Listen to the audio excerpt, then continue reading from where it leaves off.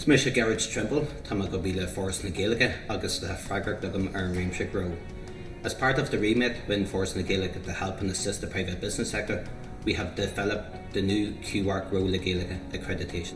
Over this past few years, we've been working with both government and industry in developing a new voluntary code of best practice for businesses in using bilingualism. Go bunasa dahan Force na Gaeilge ru Q-Mharc cólachtaí I géirí a níoladh agus an barla úsáid le chéile ach ní bhú teoir nó bhaon chóirle tugaí. Tá muid dinne harfa bronnadh gur béis seo ceann de na cé chóras atá forbarthe atá plé le ceistan dá hangachas agus deachláachtas agus níos teirictaí fásta go bhfuil se aitheanta ag an NSAI tríd an chóras ISO. Beidé se gacha le cólacht. Take muoinethe san chóirleachtáil agus aon kitú technoleile atá daí ó bhaithe le Chimplach da hangach a cruhu THG da gauge growlachta. It's important that every business can develop their potential in using Irish as a complementary marketing tool.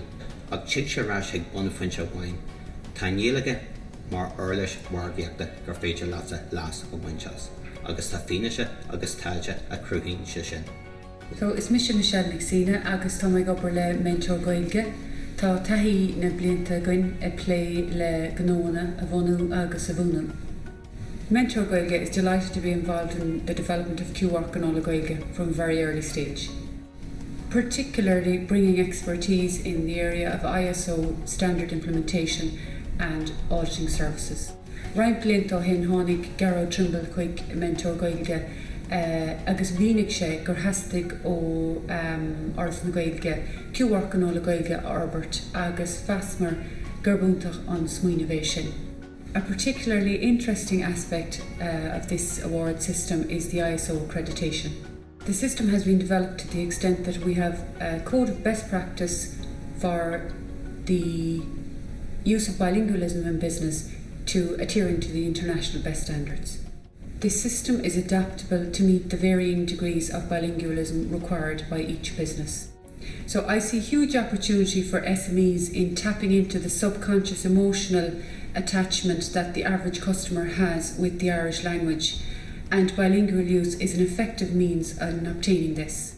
The Irish language is a brand in and of itself, and this award system, Q-Mharc Gnó le Gaeilge, allows business to capitalise on that.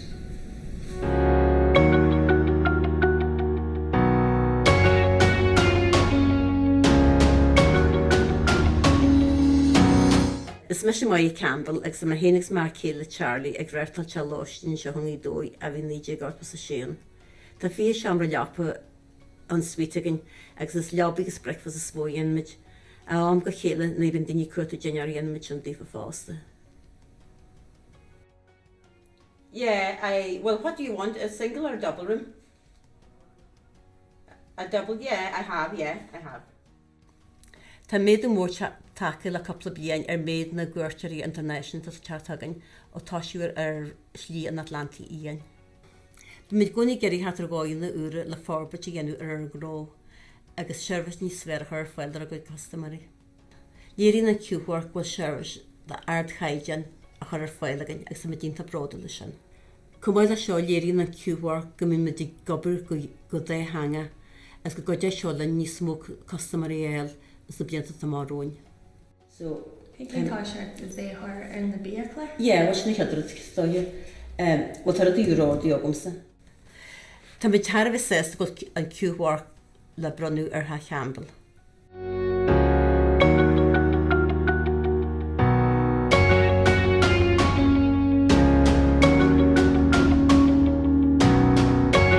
Is mis mí hála Canada, tá mar bhainisteoireair for Creidmheasa Corcaigh seo. Bunaíoch chuir Creidmheasa Corcaigh sa bliain 19 le berchún dhéag, agus inis tá os ciún 4,500 ball agin. Tá mid lonathe I maiile daingin agus freastalí míid ar phobal leithinise Corcaigh ar fad. You will see me for 2 weeks. Ísachtaí persanta den chuid is mó chuid míidir fáil ar nós ísachtaí de ausachantí, ísachtaí idachis, nó fiú ísacht chun mótarchinach. Tá app nó crotha hagan a ligan darmhail a good gnó a dhéanamh léinn ón maile tríd an fón póca nó ar tablet. Tá ráigh armhail an app a úsáid trí gradam nó trí bhéarla. Tá mí anna hásta go bhfuil an Q-Mharc Gnó le Gaeilge a bhronnadh ar chóir creidmheasa Corcaigh. Is mór an nóir dúine. Léiríonn bronnadh an Q-Mharc Gnó le Gaeilge d'armhail go gcuilimid sé bhís gá hanach den sco ar fáil. Cuireann sé núil dóibh go bhfuil rácha a chuid gnó dhéanamh trí gradam nó trí bhéarla. Péitanga a heasdaíon bua a úsáidliú.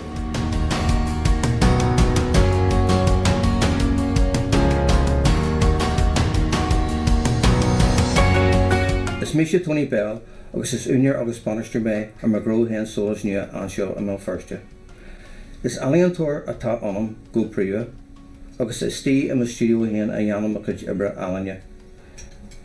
Is dearmh ar graphic mé cumáid agus chum serviceí mar seo ar fáil dar goods customary ar bhain ríthe. Is le mhán Pauline a bhainimid solas nua sa bhliain 9,000 agus is sé.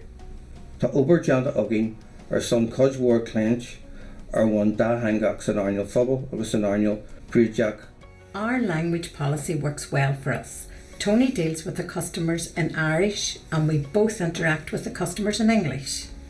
Eithníonn solas nua a habhachtaí is atá sé serviceí a chur ar fáil nílig agus an marla, de freasta go sasal ar recogníos na customary go leir. Tá muid ionta bróidil agus sasta go bhfuil Q-Mharc Gnó le Gaeilge a bhronnadh ar solas nua. Léironn sé go bhfuil obair mhaid deanta agin thar na blianta ó thaobh an dá hangaiste. Bhearann an Q-Mharc Gnó le Gaeilge muinneann dar customary ar fad go chuirtear serviceí de ard caighdean ar fáil anseo i marla agus an nílig.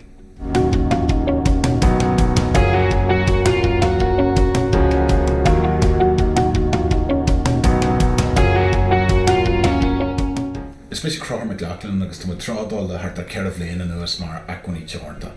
Is san cóirlaí digatach físgrafador trádála agus pilóta drone. Jeanam Virginia seo Físeán margaíochta darglains don chuid is mó agus an nuas ar sin tá go muid cóirle dífa conas an las is fearr a bhainteas na meán hóisialta agus na Físeán deantacha. Cuidín an Q-Mharc Gnó le Gaeilge ling customary agus customary féidirtha is aginne a chur an ólas ggóil muid ar gompord le Gaeilge nó le béarla. Is tócha is néléon áras an a gur ionach an rudé an Q-Mharc Gnó le Gaeilge seo bhainte amach dúin féin, mar tá íra churthas deach agin ar an service den céad scá dá dheangach seo a chur fáil. Néléon áras an a ghfuil cúis trádála ghfuil seo dhéanamh agin ach ag an ceanna cearna tá sé fósteas running beag a hantas áil ar chun. We communicate with our clients in their preferred language, Irish or English. Tá sé go simplí sin.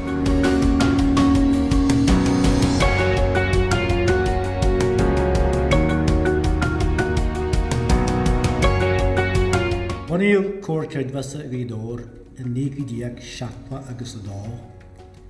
Agus ag an bhfumaide seo tá suas le 7,000 agus 100 ball sa chóir creidmheasa.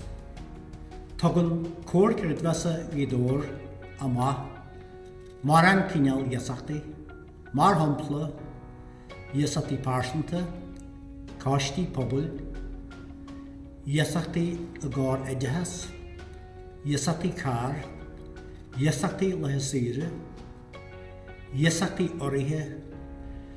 Is agriad gan profit cóir creidmheasa ghaidóir. Ein profit agróíonn an cróir creidmheasa chéad sé ar ráist isteach sa cheantar agus ar waithe leis na báil. We have been awarded the Q-Mharc Gnó le Gaeilge Award for Bilingual Excellence in Business. Léiríonn bronnadh Q-Mharc Gnó le Gaeilge go gcuireann cóir creidmheasa ghaidóir seirbhís dá hanga den Skype ar fáil dá go customer.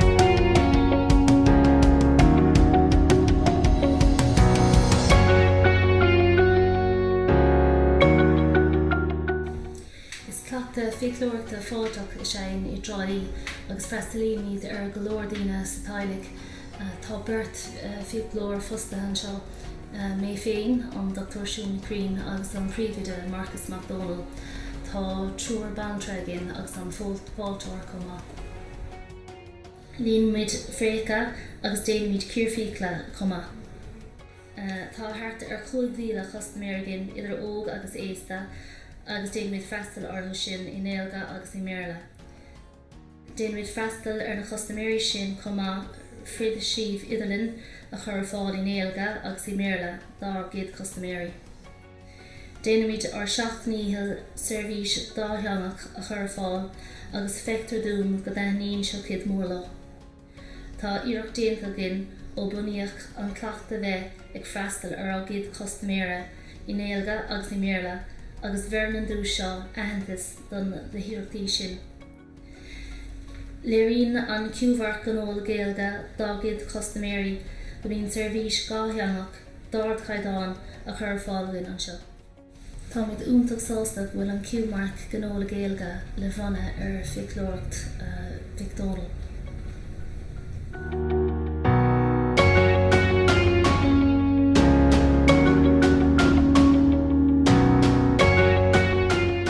Is Sonia Glaspaga is Aniam Dusa agus Q-Mharc Gnó le Gaeilge. Tá muid lonithe in tionscadail gaie tú míad a cairn tóthar agus cé go gaithimid molmór am an gnídóir mar gur as gnídóir ó hisma. Sin cíneal cólacht atá le Gaeilge ná cólacht neamhspleá telefíse agus tá muid féimnú le 20 bliain nuas. Don chuideas mó is cléirethe fáiscnaise agus réimse leithin cléirethe fáiscnaise dhéanann muid idir cléirethe faoi ar hampla an baidir gúlann seo baid édaí daltaí an chaisleanathe ar an BBC faoi lethir. Tá policy léidir de hangahas ag le Gaeilge agus bíonn muid tharbh séasta bheith ag lé lenar customéirí fád in Gaeilge agus an Méarla. Codíonn bronnadh Q-Mharc Gnó le Gaeilge lenar customéirí a ahant go bhfuil muid a chur seirbhísí ar fáil in Gaeilge agus an Méarla agus gur seirbhísí de ard chaidjan de hanga atá tú. Bhearn an Q-Mharc Gnó le Gaeilge ahantas dún híon le Gaeilge as an obair ar fád atá déanta le bliantí bag nuas lenar Gnó chur lethir níomhhain in Gaeilge ach i Méarla go mbeidh agus tá sé táhacht a dún go bhfuil muid eabalt a freastal ar an phobal go dé hanga.